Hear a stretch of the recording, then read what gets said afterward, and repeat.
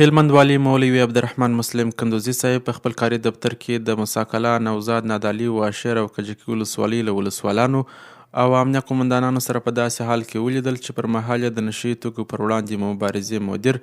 الحاج ملا جانان اخوند او د هلمند امنیه قومندانۍ د داخلي امنیت مسؤل منصور یار صاحب هم حضور درلود.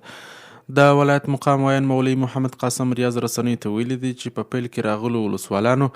او امنیه قومندانانو په خپل وار سره د خپلو اړوند ولسوالیو د هر اړخیز عمومي وضعیت سربیره د شیعه حکومتولۍ پلي کولو، ډاډمن امنیت، نشي توکو په وړاندې مبارزې او یو شمېر نورو مسایلو اړوند معلومات وړاندې کړل. هلمند والي دغه ناسته کې مسؤلینو ته په اشارې وویل چې د خلکو هر ډول ستونزې او غوښتنې اورېدل باید ستاسې لومړیتوب وي.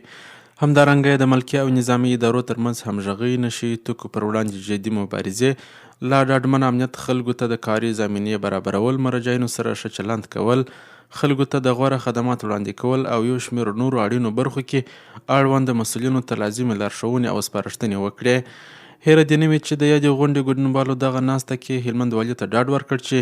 موږ هڅه کوو ترڅو د دې ډاډمن امنیت څخه په استفادې ولسونو ته هر اړخیز خدمات وړاندې کړو، ترڅو مو خلک د پرمختللي او هوسا ژوند څخه برخمن واوسي.